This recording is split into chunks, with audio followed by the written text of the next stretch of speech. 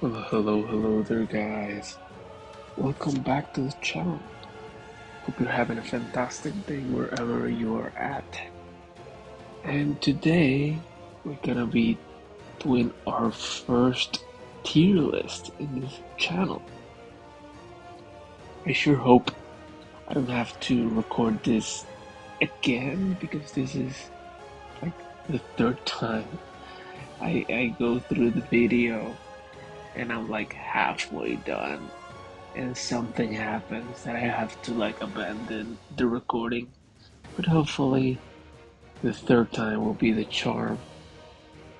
Anyways, if you happen to like the video in the end, just hit that like button. It would be very much appreciated. And you know, feel free to let me know what you think should be in what tier as well in the comments below. So let's get into it. I went ahead and just went for the epics because I felt it would be unfair to rate epics in with legendaries and also all the other rarities as well. It doesn't make any sense to me. Just because, if I were to rate epics in with legendaries, most legendaries would be like up here, and then you would have like most epics being here and everything else pretty much being down here. So it really doesn't make any sense to me for a tier list perspective because I could pretty much just close my eyes and put most characters in the respective tiers and they would all be squeezed in together. So it just made sense just to divide it by rarity instead of just doing it all together. It's also less long, I guess. There are 43 characters in epics alone, so you know, hope you appreciate this video. Anyways, let's get into it. Let's try to see how fast we can go to. Okay, Isabel. I think Isabel, her ability, if she's above 70% HP, she gets playtime, which means that she ignores half of your defense if she hits you, and she also, with the third skill, she does gauge down, so it's a pretty decent ability, but you know, 70% HP, I feel like you're gonna have to go first, because if you don't go first, you're not gonna get this ability to mean much of anything, so I would just rate her as fair. You definitely need a lot of things to go right for her to make any meaningful impact. So yeah, Jacob. So Jacob, he puts his little wanted target, and if he hits you, he gets to put another time bomb randomly in your party. Time bombs are decent, I guess. Not like I haven't seen time bombs in action too much to know like whether they are broken or not. They're probably just fair, if I have to guess. Uh, he does increase damage when he hits somebody with a time bomb, at least with his final skill. So yeah, I would rate him as fair, not not any further than that. So Valshara. Okay, now if you see any gray images, it's because I don't own the character. Because I made literally all these images, I made them myself from my own collection. So Valshara, I think I would rate him in some counterplay. His passive isn't that great, it just decreases defense, but his ability, his third ability specifically, if you manage to hit it very early in the game, it can be very devastating. So I see that he is somewhat countered by the fact that it's very hard to hit this ability very early in the game. So that's my little caveat there. It can be insane if you manage to hit that ability early in the game. And for those that don't know what ability I'm referring to, is the one that he gauges down all enemies by 25%. And if it's card match, it goes up to 40%. And if you manage to get some of the other champions to zero, they fall asleep. So that is pretty powerful. So I'm not gonna sleep on that by any stretch. So I'm just gonna put it, some counterplay. The counterplay that comes to mind is basically Juriel, because Juriel does gauge up. So gauge up would be a counter to gauge down. That would be my idea of counterplay. Also Miko, I think Miko probably counters this as well. Like obviously if you have a Miko and they have a Miko, they all cancel out, but like if you don't accompany this guy with a Miko, then yes, you're gonna have some counterplay in the opposing Miko. Sakuris. Sakuris is just god tier. Like his meta. What can I say? There's not much to say about him. If you don't know what Sakuris does, he basically when he goes down, he gives 100% gauge up to your strongest champion, and he gives him an attack buff as well. So that is very good, and it is used everywhere. So yeah, not much to say there. Crimson. Crimson, every time he blocks, he casts a random attack with card match. And his attacks with card match, like his normal attacks, they taunt. So you randomly taunting somebody in response for a block, that is something that is very has the potential to be very annoying, especially with AoE as a meta, because you're gonna get hit no matter what in the AoE meta. So if you are the one character that blocks the AoE, then you can pretty much uh yeah, you can pretty much start something that is very annoying.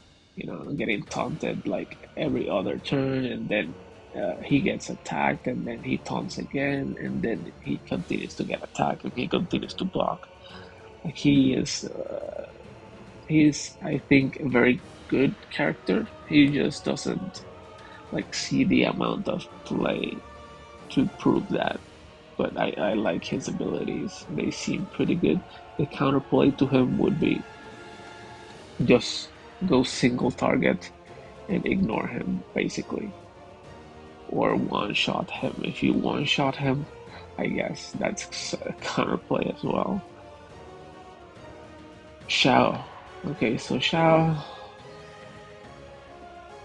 she is. I'm gonna put her here just because she has 30% gauge up.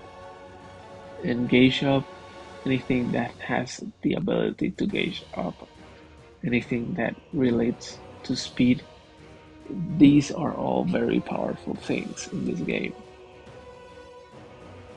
So I'm not gonna sleep on that. Uh, she also does debuffs. Her third ability does even more gauge up. So, you know, she is very good. She's just not used like many other characters. We have a very concentrated meta. So Dante, probably we gotta put him down here. Better options available. He has a transformation. Uh, most of the time you're not gonna see his transformation like ever. So, I would put him even further down below, but he, I guess he can do damage. I don't know, and he's just not great. Ifrit, I think Ifrit is fair. He's kind of like Jacob. Instead of bombs, just change it for damage over time. He's pretty good for his mechanics. He gains defense, so I guess he can be a little bit tanky. And your options for time bomb are all blue, so that is very unfortunate. However, uh, I think you have better options for damage over time, especially when it comes to uh, multiple targets at the same time. So I think damage over time probably a little bit better than time bombs.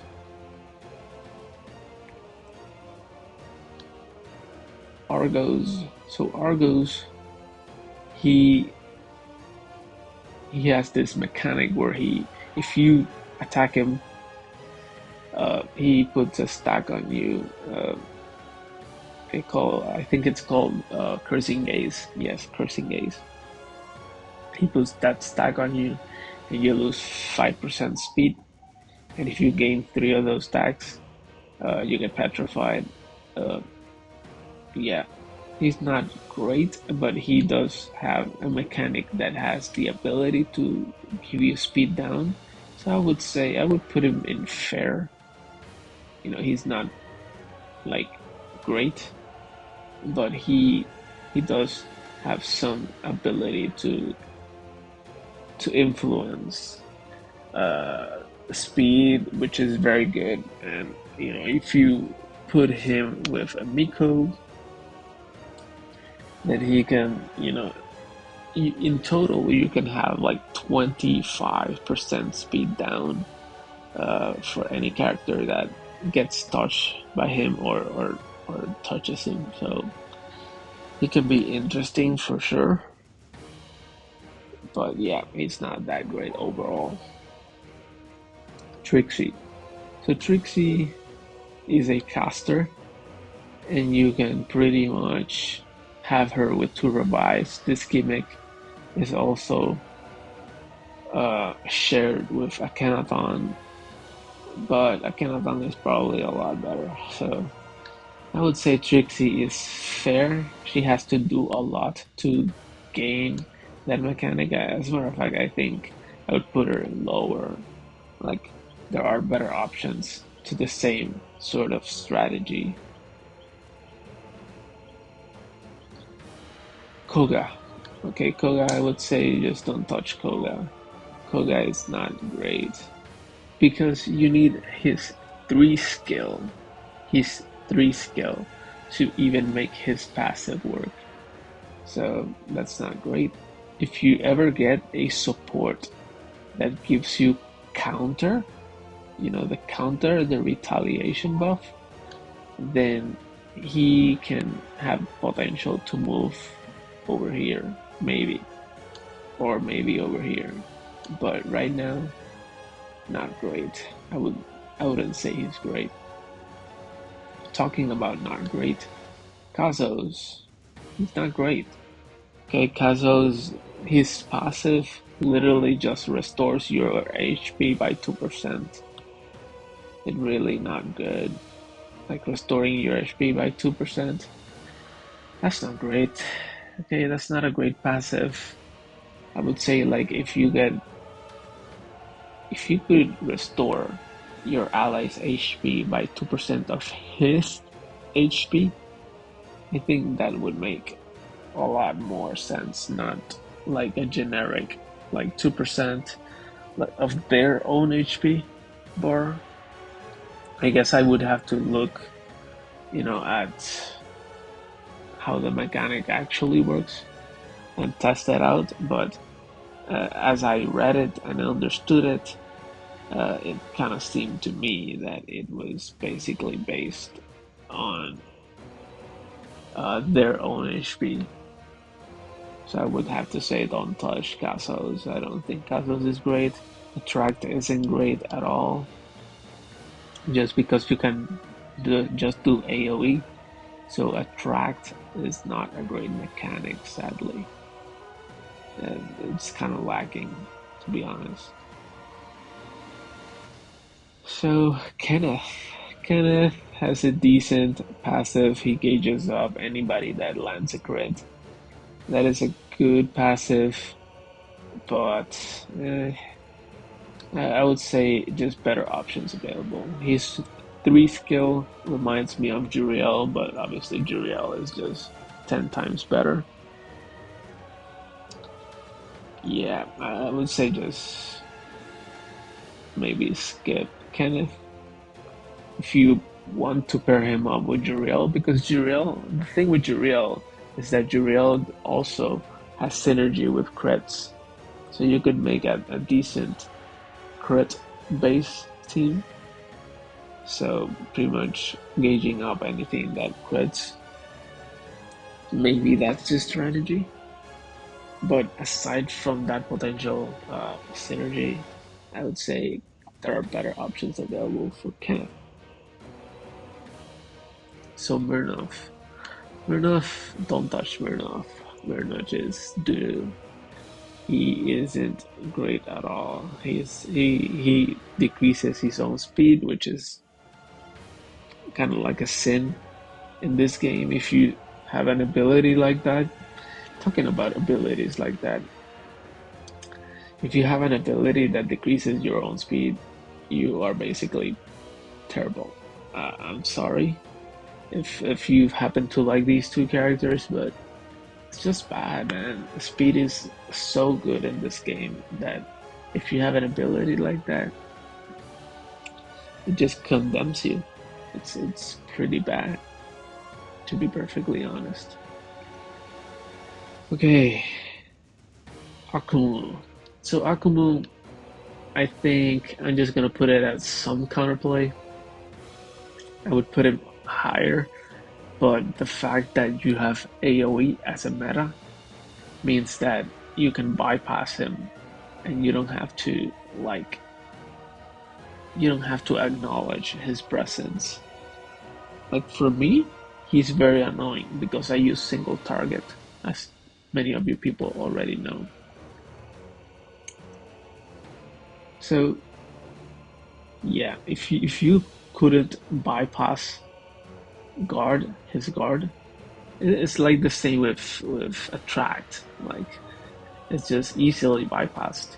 The only difference with Akumu is Akumu is consistent, right? He's consistently guarding, and it works for stuns. If you do the whole combo with Sabrina and Sabrina does rebirth, she gains some protection from his passive, which is something that you definitely want. If you're gonna play Akumu, you're gonna want some rebirth in your team because otherwise you're gonna end up killing your own character. Aside from that, I would say, yeah, Akamu's he's pretty good. He has some counterplay. Akrok. So Akrok, I think I would put him at fair. Okay, he's, I would say, like the strongest character here. Let me see if I can shift these around. He's probably like the strongest character here out of all of these, but I'm having a lot of issues placing him higher. Maybe I could place him higher, but the problem is that debuffs, well, debuffs are good. I do play a debuff team, so I do know that debuffs are good because they have synergy with Naomi.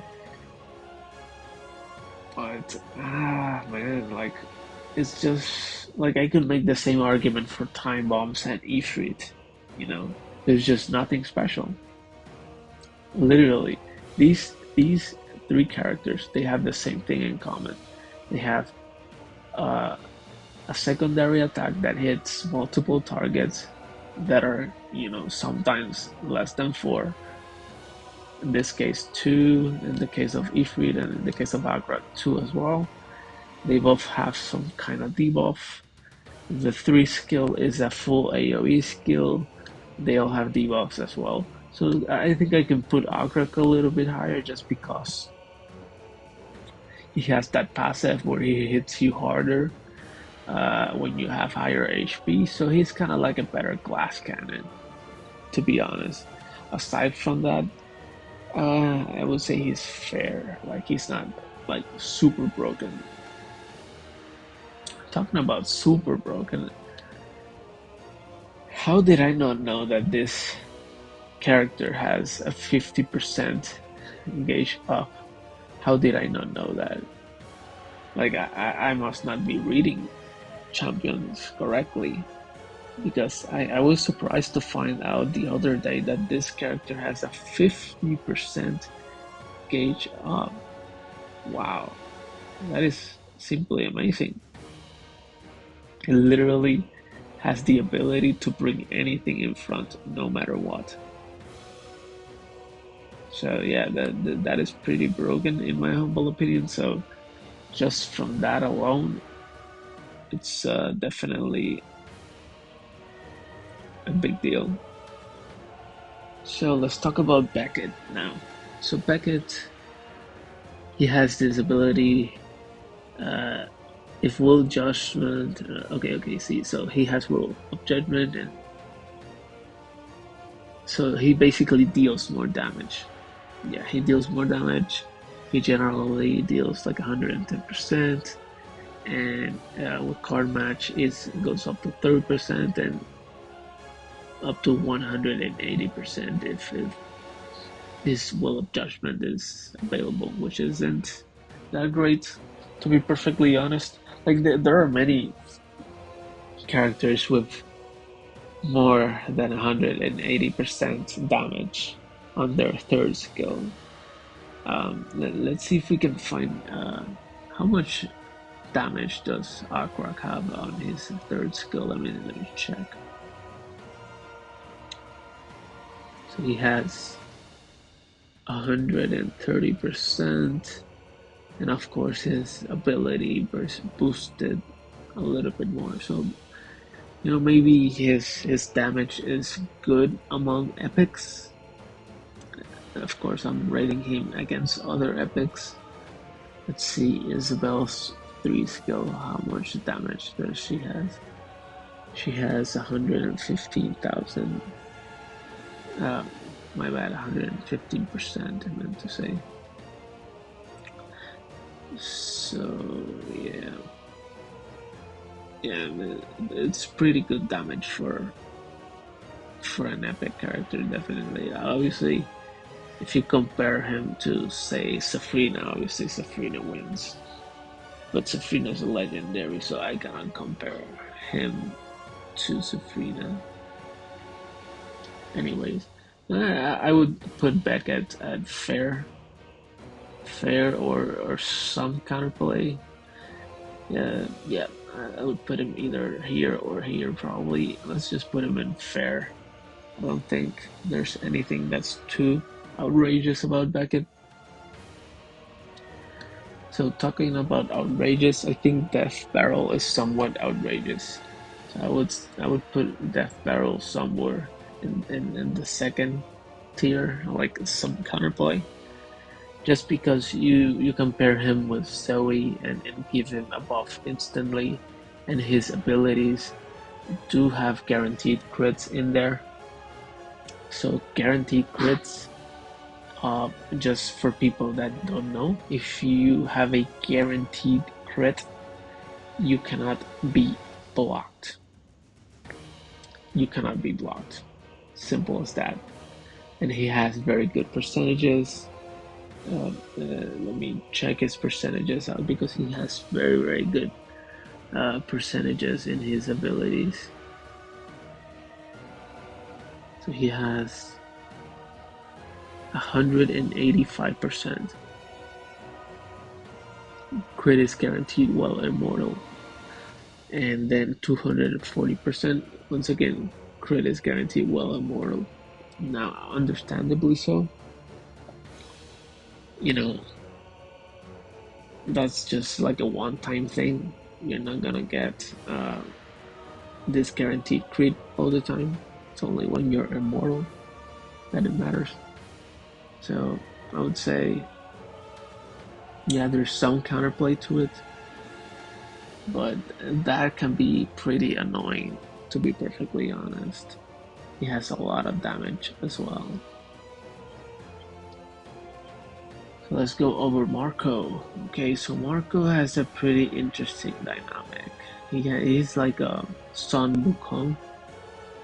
He takes like maximum 55% HP as damage, and let me just get his abilities. I can see his abilities. Okay, so if his tank breaks, he gains more speed and evasion, so he can dodge more. So I think Marco is probably annoying. He is hard to take out. He can build his tank back up and gain HP. So he has kind of like a mini rebirth where he can just survive enough and gain some evasiveness, evasion, or however you call it. His dodge rate goes up. His ability to dodge attacks go up. His speed goes up, and he has the ability to restore his own HP and bring his tank back online. So he can be very annoying. Like I haven't used him or played him at all, but I can tell by his ability that he can be an annoying character. Very annoying, I would say, if paired with the right allies, like any other champion out here. So yeah, I would say Marco probably he could be considered fair, but honestly, like I think if you pair him with the right team, he can be a little bit more than just fair. So the Mayas, let's talk about the Mayas. I think the Mayas is probably one of the better Apex casters. Like he doesn't get much love just because he isn't Sabrina. Basically, he doesn't get much love because he isn't Sabrina. Aside from that, if you can get this guy to hit any character, he just disappears. He just makes the character disappear because you're gonna get 40% gauge down. You're gonna get,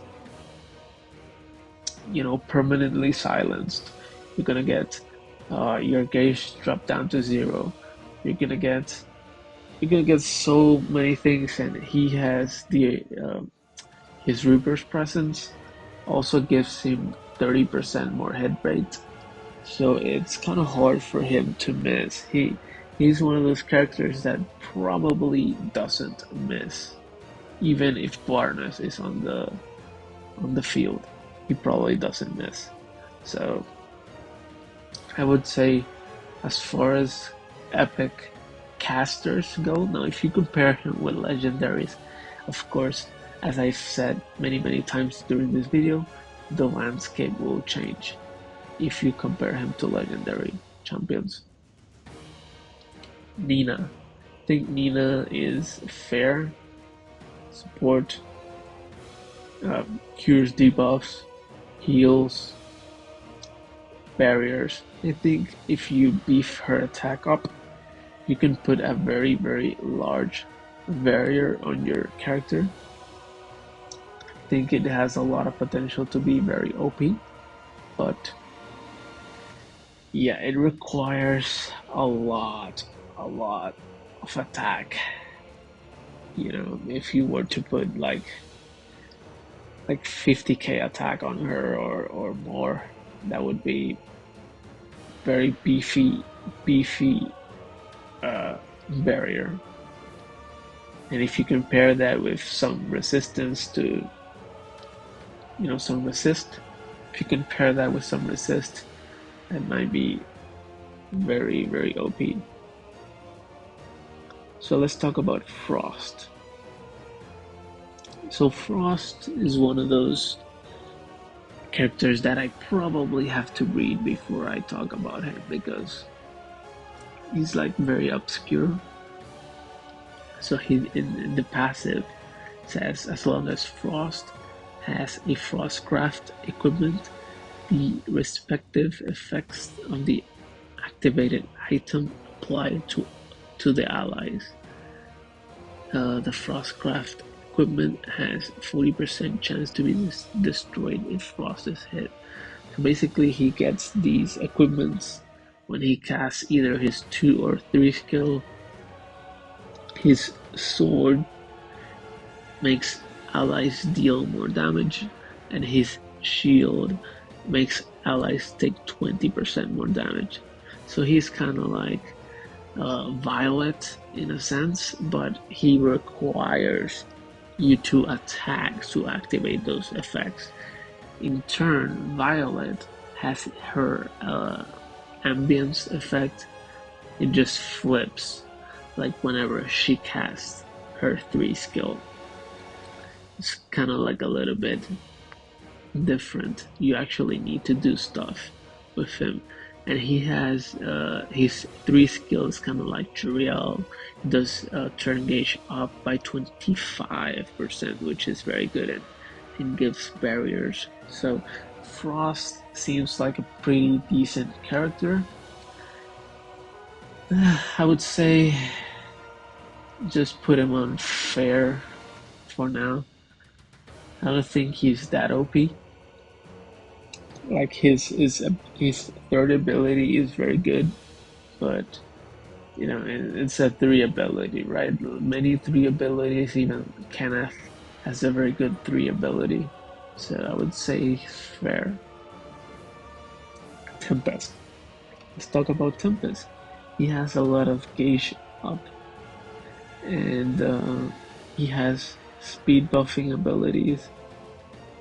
So that alone, it kind of puts him uh, with a very good advantage in this meta because this meta speed is very important and gauge up is also very good as well.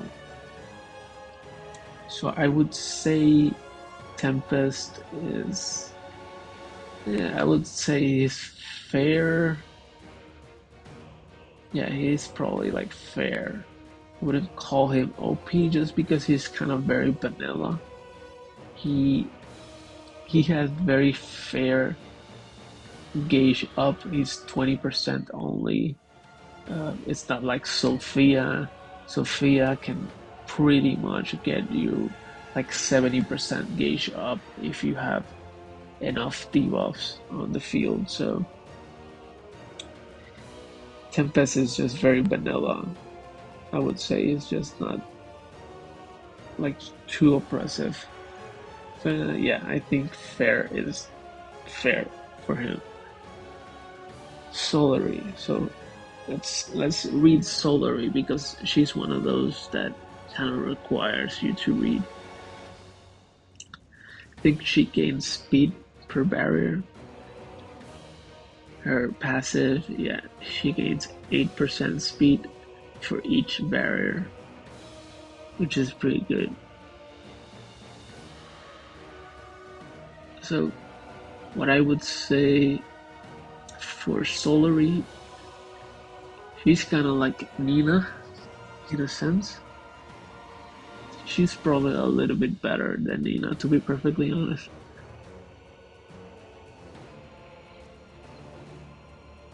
Yeah, she's decent, but she doesn't give gauge up. I think that's kind of what puts her a little bit backwards. So I would say she's fair. Yeah, Ripple. Ripple is counterplay. She has some counterplay just because you can hit her and make her lose her stacks. if you couldn't make her lose her what you call it, like fairy dust, if that was the case, then it would be a little bit more broken, to be perfectly honest. So this guy, the one with the donkey, what's his name? Quixote. I don't know how to pronounce that. Is it Quixote or what? So okay, so Quixote, he his passive is if his attack does not crit, the crit rate for the next attack is increased by 30%. Yeah, you might have heard a motorcycle pass by my house. So if the attack does crit, then the turn gauge increases by 30%. So it's not a bad passive. It's just like, it's just kind of meh. I don't know.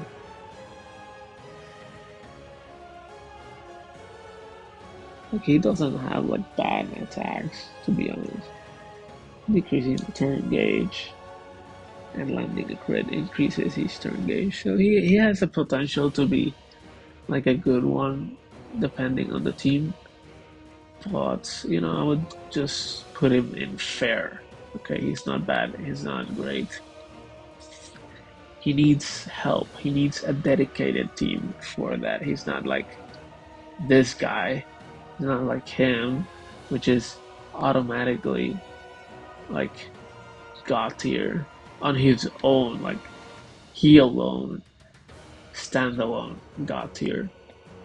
And just getting him out of the way, by the way, because honestly, like, we don't have to discuss directs. His meta. He's like Sakuris. You see him and Sakuris in almost every other team, so why not just have him there? Okay. So Ji Anwa, she gives you resist up out the wazoo. Okay. She pretty much makes you resist everything. So that is very good. The problem that I see is that if she goes down, you lose that ability. So that means that she has to be as strong as your strongest character, okay? She cannot afford to be like the weakest. And supports, they get away with being like the weakest character in your team. But not with her. Gionmo, she needs to be strong. She needs to be able to take hits. If she dies, if she gets one-shotted, then what is the point? There is no point, right? So yeah, I would have her at some counterplay just because, not many people have like a beefy Gionwa. Claudia. Claudia is fair. I don't really think she's OP or anything. She heals, she gauges up. It's not like a stupid amount of gauge up, it's just 20%. Her 3 skill is decent, but it's also fair because the character does get stunned in the end. Tesaria. The Tesaria is very unique, okay? She has the potential to be very annoying, kind of like Valshara, depending on how you build her. And yeah, depending on her stats as well, obviously. So for those that don't know her ability, she every time she hits you or she gets hit, she puts like a poison seed on you, and when you get 3 poison seeds on you, those seeds hit for a specific amount of damage, and they give you also gauge down. So they gauge you down and they hit you at the same time, which is very good. And she hits with her HP. So the fact that she hits with her HP, it works very well with her passive. So I would say she has a lot of potential She just isn't used like many other characters. Okay, she has very good abilities. She's not being used right now. So let's look at Neardan. Let's see what Neardan's passive is. I need a gentle reminder of what he does. Let's see, let's look him up if I can find him. So his passive, he gains 1 stack of experienced archer, which increases his attack whenever he takes an action. I wonder if this double shot gives him 1 stack or 2 stack. He has gauge up, which is good, but his ability is just he needs to survive. Okay, he needs to be in the battle for a long time for you to make some sense of his abilities. Yeah, he seems like a good damage dealer, but yeah, I think he's fair. He just seems fair. Like he needs to have a lot of time to hit a lot of targets multiple times to have his ability make any sort of sense. So Roxanne, I'm just gonna get Roxanne out of the way. She's meta also. So I would say Roxanne is probably the highest character in this some counterplay bucket. I put her here mostly due to the fact that she randomly transforms into a dragon. If you use her in auto, which is where most people use her, she randomly, you know, turns into a dragon and makes you lose the game. So that alone kind of, you know, she is almost here, but just based on that fact, she's now down here. Yeah. So let's talk about Samson. So Samson is not great. It's not great, man. He gains attract, that is his ability, and you almost never use it. It's a very bad ability. So yeah, not great. Raxos. I think Raxus is very good. His ability is basically the first champion that goes down before him, you can basically make him revive, which is very, very good. Revive is a very good ability. So just for that alone, I think I have to rank Raxos very high. So let's talk about the Viking, Bjorn. So his abilities, his defense increases with every one of his stacks. He has turn gauge reduction go up with every stack as well. Yeah, I mean he has better options available, to be honest. Like he's not great. I don't see him like there's a reason like Bjorn was used a lot when the game started, but as soon as better options became available, people stopped using him. Adan, I think Adan is just pretty bad. Wouldn't recommend him. I think Selena is fair. She's just a damage dealer, and she benefits from crit. But she's not that great. When she came out, people used her a lot, but I don't see people using her anymore, to be perfectly honest. And for a reason, single target is not the meta. As far as single target damage goes, she has pretty good damage, I would say. But I guess she's not that OP. is what I'm trying to get at. She needs crit, crit rate up as well.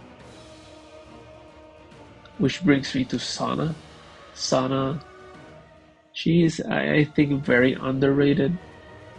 She can be very powerful because she increases her speed. So, yeah, I think Sana is a very underrated character. I would have to say, since speed is very good, I would have to put her up here. She doesn't have like her 2 skill, she doesn't give gauge up.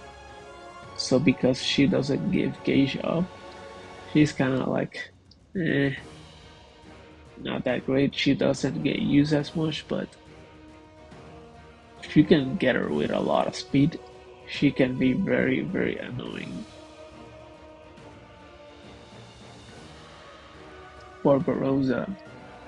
Barbarossa, just better options available. Like gauge down is good, is a good ability, but in general, you have many characters that do gauge down. They are all color red. Most of them, like Balshara or Richter, they are all the same color, and the Mayas. So you literally, this is the definition of better options available. And finally, Cleo. Okay, so Cleo, I'm struggling a little bit. She has 2 skill that is AoE, like Roxanne. She also has damage over time, which makes her, she doesn't have like a good percentage damage. I think it's like 95% on her 2 skill. She's not like hitting for too much damage with that AoE, but the fact that she has damage over time pretty much means that she can finish the job. So instead of 95% attack, think of it as a little bit more because damage over time is going to do more damage on top of that. So I like to think Cleo is a good option for AoE. Her 2 skill is AoE, and I think his 3 skill is also AoE. So yeah, I think Cleo has a lot of potential. She just isn't used as much, only by my good friend Chico. He's the only one that uses Cleo. Anyways, I think that wraps it up. I think I went for like 48 minutes, man. This is long, even though like I sped through it. This is a very long video. So if you made it all the way down here, thank you so much for just making it all the way to the end. And if you want, you can. I'm gonna put a link in the description so you can make your own tier list and share it with me, or just share your opinions in the comments down below. I will also have my Discord link as well in the description, so not gonna take too much time from you. Thank you for everything, and I'll catch you on the next video. GG's.